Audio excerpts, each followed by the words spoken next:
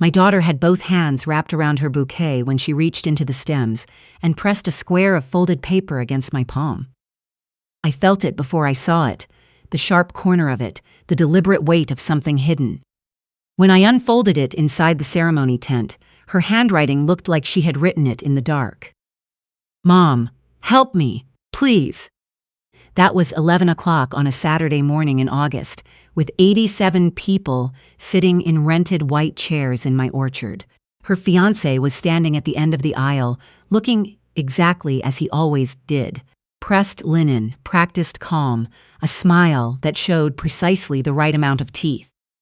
I had two choices. I could fold that piece of paper back up, tuck it into my own pocket, and walk my daughter toward a marriage I had spent 3 months trying quietly to prevent. Or I could stand up when the officiant asked the question I had been waiting for. I chose to stand. My husband built the orchard over 20 years. 40 acres in the South Okanagan, just outside Oliver, with 14 rows of Pinot Gris and a small cherry operation. He ran more for love than for profit. He had been a Finnish carpenter by trade, patient and exact with everything he touched. When he died of pancreatic cancer 2 winters ago, 18 months from diagnosis to the end, he left me the orchard, a modest RRSP he had been contributing to since 1987, a life insurance policy, and a note taped to the kitchen window that said, "The land takes care of itself if you let it." I had been a family court judge for 26 years. I retired 2 years before he died so I could be home with him. I know how to read people. I spent 3 decades in a courtroom watching men and women perform grief, perform innocence, perform love, and I became very good at understanding the distance between what someone says and what they actually mean. So when my daughter brought her fiancé home for the first time last October, I paid close attention. He arrived carrying wine from an Okanagan winery I had never heard of, which struck me even then as a particular kind of research. He was 36, from Calgary, worked in wealth management for a boutique firm whose name I later could not find when I searched for it. He had a handshake that felt practiced, and eyes that moved around the room the way eyes do when they are taking stock rather than taking in. My daughter had been careful with relationships since her divorce 4 years ago. She had rebuilt her confidence, her savings, and her sense of herself with real work and real time. When she called me in September to say she had met someone, really met someone, "Mom, I know it sounds fast." I told her I was looking forward to meeting him. The first dinner was pleasant. He asked about the orchard. How many acres? What varietals did we grow? He complimented the wine I poured, which was our own. We bottle a small run each year under my husband's name and called it exceptional. It was after dinner, standing at the edge of the back field, while the sun dropped behind Turtle Mountain, that he asked the first question. This must be worth something now. With everything happening in the valley. I said it was home, not an investment. He nodded, smiled, and let it go. By Christmas, he had asked 4 more times. Never the same words, always the same drift. What does a property like this run these days? Is it registered in your name or under the estate? Have you updated your representation agreement since your husband passed? That last one stopped me. He had used the specific term, representation agreement, which is the BC legal instrument that authorizes someone to manage your financial affairs if you become unable to do so yourself. It is not a phrase that comes up in ordinary conversation. It is a phrase that comes up when someone has been researching how to take control of another person's decisions. I waited until they had driven back to the city. Then I called my lawyer. She had handled my husband's estate and had known us both for 15 years. I explained what I had observed. The repeated questions about the property's value, the curiosity about the estate structure, the specific mention of the representation agreement. She listened without interrupting. When I finished, she said, "Give me a week." She called back in 5 days. The man my daughter was engaged to had a different name. His real name was Troy Hallett. There was a civil fraud judgment against him in Alberta from 2019. A 61-year-old widowed woman in Red Deer had signed over a power of attorney. After a brief relationship, he had transferred the proceeds of her GSIT accounts. The family settled privately, discovered what had happened. The family settled privately to avoid publicity. He left the province. There was a second case, less formally documented, involving a woman in Cape Breton whose daughter had contacted a provincial fraud tip line in 2021. That case had gone nowhere because the woman would not testify. Both women had been widowed. Both had adult daughters. Both had assets of significant value and chose to live quietly. My lawyer's voice, when she finished, was careful and level. She said, "This is not coincidence. He selects women in transition, women who are grieving and who have something to protect." I looked out the window at the 14 rows of Pinot Gris my husband had planted over 2 decades, and I did not say anything for a long moment. "What do we do?" I finally asked. She said, "We do this properly." 3 days later, my doctor called me at home. She had been my family physician for 12 years and opened the conversation by telling me that something had made her uncomfortable. My daughter's fiancé had contacted her clinic. He had left a message identifying himself as a concerned family member and requested a callback to discuss my recent confusion. When she returned his call, he had asked very specific questions. What were the early signs of cognitive decline? At what point could a family member request a formal capacity assessment? What was the process for establishing a representation agreement if a person were deemed no longer able to manage her own affairs? She said, "I have known you for 12 years. There is nothing wrong with your cognition." Those are not the questions of a worried future son-in-law. They are the questions of someone who has mapped out a legal process. I thanked her. My hands were steady when I set the phone down, but my chest felt like weather coming. That evening, I called my lawyer back. She had already been in contact with a private investigator, a former RCMCP officer, who now worked financial fraud cases out of Kelowna. He arrived at the farmhouse on a Tuesday in a vehicle so unremarkable, I forgot the color the moment he walked away from it. He was in his late 50s, economical with words, with the quiet steadiness of someone who had spent a long career watching people and had nothing left to prove. He installed 3 small cameras, one in the kitchen, one in the living room facing the desk, one near the front entry. All of it was lawful under BC privacy law, as he and my lawyer had already confirmed with the appropriate authorities. The cameras were motion-activated, encrypted, and invisible to anyone not specifically looking for them. "What are we watching for?" I asked him.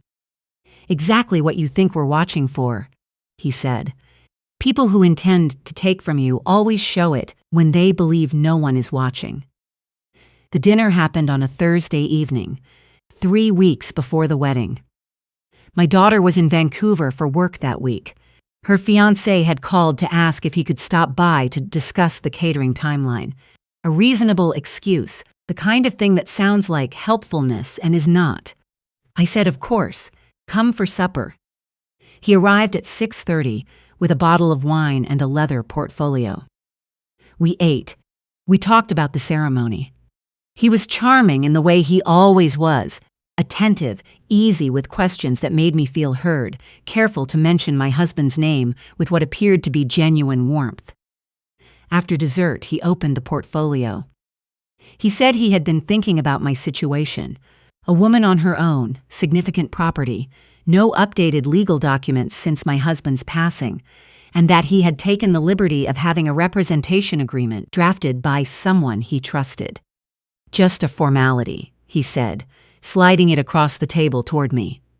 "A precaution, given the circumstances." I picked it up.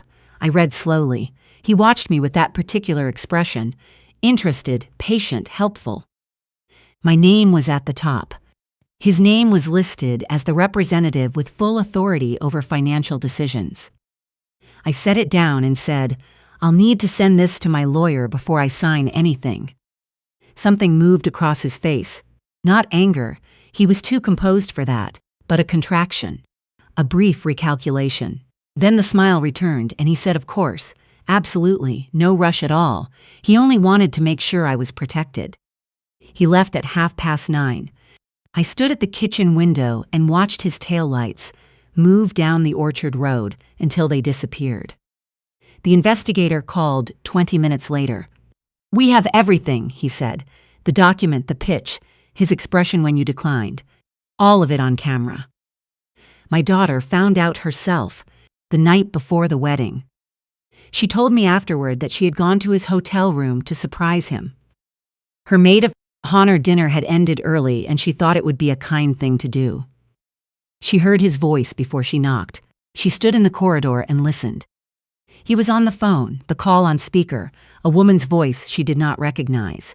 He said, "She didn't sign on Thursday. We move the agreement after the honeymoon. Once the marriage is registered, the legal footing changes. The property alone is listed at 2.1. Whatever is in the accounts is secondary." My daughter stood in that hotel corridor for several minutes before her legs would carry her back to the elevator. She spent the night on the edge of her hotel bed, trying to decide if she had misheard or misunderstood, or if the man she was supposed to marry in 14 hours had never been real. She had not misheard. She knew it. She had spent 4 years learning to trust the voice inside her that told her when something was wrong. The same voice that she had talked herself out of listening to once before, at cost. She was not going to do that again. Wedding morning, I was fastening the last button on the back of her dress when she turned around. She reached into the stems of her bouquet and pressed a small folded square of paper against my palm. I opened it, her handwriting rushed and uneven. "Mom, help me, please." I looked at it, then I looked at her. I said, "I already know." She sat down on the edge of the bed with the white dress pooling around her.